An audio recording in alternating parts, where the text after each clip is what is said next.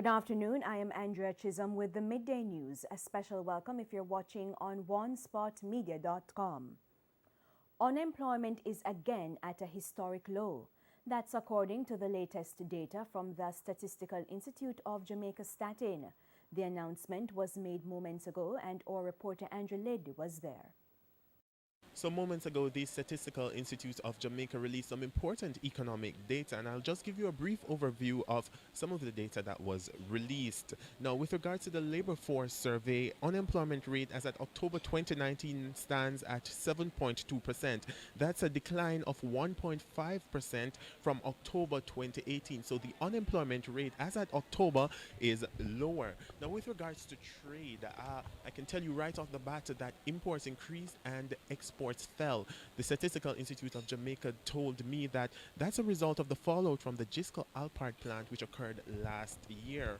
Now, just briefly, we also saw an increase in the inflation figures. That's the consumer price index figures, which went up by 0.5%. And with regards to the gross domestic product, that's economic growth, we're seeing an increase of 0.6%. That's compared to the third quarter of 2018. And we're seeing significant improvement in the finance and insurance industries, which increased by 3.4%, and the hotel and restaurants, that's the tourism industry, which went up by 2.5%. Well, of course, we'll have more details on the data that was released in Primetime News, the Business Day, at 7 later this evening, so stay tuned. Thank you very much, Andrew. The opposition is again raising concerns about the way the Auditor General's report on the CMU is being handled by the government. During the party's island tour on Thursday, Peter Bunting described the situation as an attempt to undermine the parliamentary system. House Speaker Pernell Charles has announced that the report will be tabled at the next sitting of the House. However, Mr. Bunting believes the delay is part of the plan.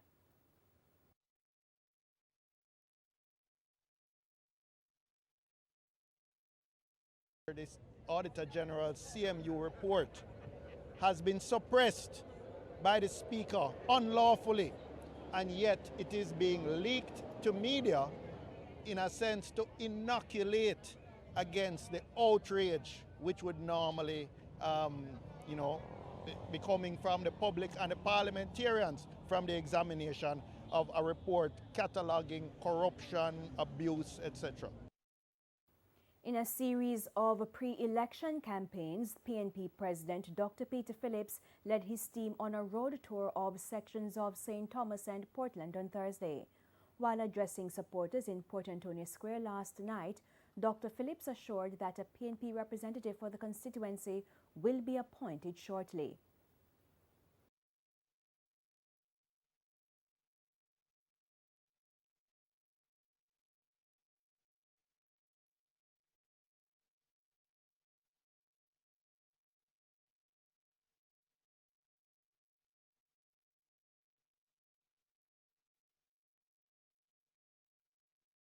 I know that you have concerns.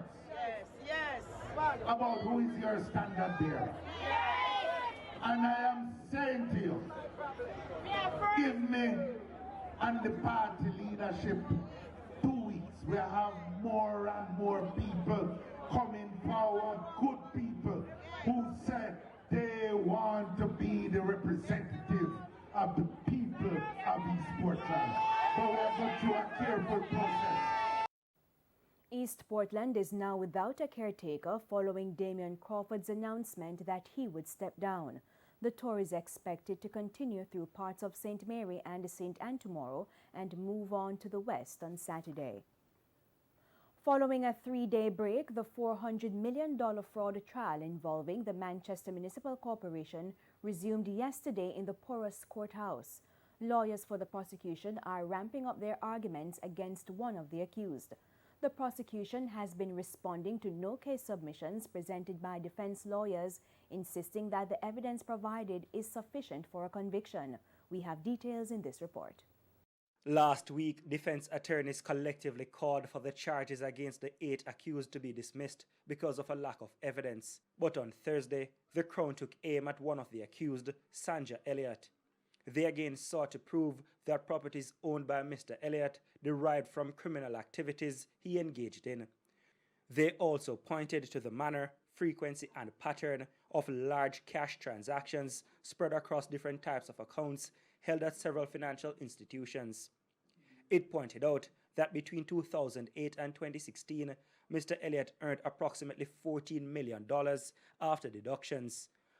But prosecutors noted that after being promoted to acting superintendent and superintendent of works, his net worth stood at over $255 million. The prosecution argued that Elliott used his elevated position to amass his apparent wealth by having checks encashed by persons purported to have performed work for the municipal corporation, but they never really did. After the checks were encashed, they say the money was given to Mr. Elliott. The Crown pointed to the correlation between Mr. Elliott receiving the cash and frequent large cash deposits ranging from $300,000 to $900,000 days apart and sometimes twice daily. The Crown also pointed to Elliott's lavish lifestyle, including the purchase of high-end vehicles, frequent overseas trips, and expenditure on expensive brand name items. It also asked the court to consider the disparity between Mr. Elliott's legitimate income and his apparent wealth without any registered business or any other traceable source of revenue, as irresistible inference that Sanja Elliott acted unlawfully. The Crown will continue its response on Friday. Dwayne Anderson, TVJ News. The Ministry of Science, Energy and Technology approved early retirement for 6 persons, only to rehire them as consultants, paying them more. The revelation was made this week in the annual report of the Auditor General's Department, tabled in the House of Representatives. It covered the 2017-2018 and 2018-2019 fiscal years. The retirement of the employees took effect from April 30, 2018, and their one-year contracts took effect that same day. They were paid between 22.1% and 263% more. The Auditor General says the terms of reference and scope of service of the consultants were similar to the functions they performed before retirement. And it's time for a break here on the Midday News, but stay with us. We have more stories right after these messages.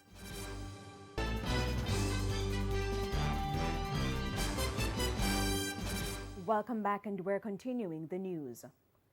Transforming the education system through science. That's the latest item on the Education Ministry's agenda. Acting Chief Education Officer at the Ministry, Kassan Troop, believes a micro-science approach can help ease some of the challenges. She was speaking at a recent think tank session. It is said that the system cannot be better than the quality of its teachers. And that is why the Ministry of Education is on a drive to improve and invest in teachers island-wide through a microscience approach. The curriculum, which falls under the provision of the National Standards Curriculum, is expected to adequately prepare teachers with the skill set of the 21st century. So the microscience approach is really to find a practical way to ensure that our students can enter into the experiments that they are sometimes denied of because of resources, and that our teachers can be equipped with the skill set to deliver using the microscience toolkit. So currently we are working with our teachers' colleges to make sure that the teachers are equipped with the skill set, and more importantly, we have been working to train our lecturers, so those individuals who have been tasked to prepare our teachers to get ready for the system. Those persons are currently being exposed to the microscience approach. Acting Chief Education Officer at the Ministry, Dr. Kassan Troop, says the aim is to help children transition to a higher level of learning with critical thinking. Therefore, once teachers are trained under the microscience approach, they will be better equipped to help students develop these skills. While the students are exposed and our teachers are exposed to the microscience approach, they are really generating the idea of the how, the why, the when. These are questions that we want our students and teachers to ask. Our students do model our teachers. Our teachers are, it is said that the system cannot be better than the quality of its teachers. So it's very, very important that our teachers model the kind of skills and knowledge that we want our students to deliver and to embrace. The curriculum is also expected to help compensate for the lack of resources in schools. When you look at the reality in our schools, our labs are not necessarily fully equipped. We have been on a path to improve our labs and to upgrade all our facilities. But until we get there, we have to find other strategies to make sure that our students, while they're being exposed to the learning episodes, are not denied of any experience to make sure that they are successful. Prince Moore, TVJ News. The Jamaica Teachers Association JTA is calling for penalties against parents who fail to address the bad behavior of their children in school. TVJ's O'Shane Masters reports. It's an ongoing challenge for teachers, dealing with behavioral issues from students on a daily basis. From fights to improper conduct in the classroom, teachers say they face it all. That's why President of the Jamaica Teachers Association, JTA Owen Speed, says parents should be held accountable for their child or children's behavioral issues. But how would that work? I believe that if parents are delinquent, they should be, and over you try to get them to pay attention to their children's growth and development. If they continue to be delinquent, they should be punished with hard labor, sentence, community service at the school. He says it's a serious issue because there must be some level of accountability on the part of parents in ensuring that the matter is dealt with urgently. Mr. Speed, who was speaking at the launch of the Anchovy Past Students Association on Thursday, also called for the past students to let their voices be heard on matters in the education sector. We look at some schools today and they resemble what they looked like 30 and 40 years ago. And we must demand from our leaders that they put proper lighting in the classrooms. We must demand, because some of our children and our teachers are going blind because the lighting is not adequate. And you might be wondering sometimes why the children are not performing. Why aren't they saying anything in class? It's because they are not seeing the board properly. O'Shane Masters, TVJ News. Local Government Minister Desmond McKenzie is bemoaning the state of gullies in the corporate area. They will get attention in the recently announced National Dengue Cleanup on January 25. However, there are concerns about regular garbage collection in some areas. Most of these communities, the garbage truck access these communities on a daily basis. Minister Sam, you would have to speak to me about an incident in Cassava Peace where I had to run the garbage truck off the road because they were backing up the traffic right back to Constant Spring Road to collect the garbage. And while they were collecting the garbage, people were still dumping the garbage in the gully. So there is no excuse about lack of effective garbage collection. It is just a state of nastiness. And in sports, Reggae Girls captain Konya Plummer has become only the second Jamaican after former international Omelin Davis to be drafted to the National Women's Soccer League in the United States. The 2020 college draft was held at the Baltimore Convention Center in Maryland on Thursday. Details in this report.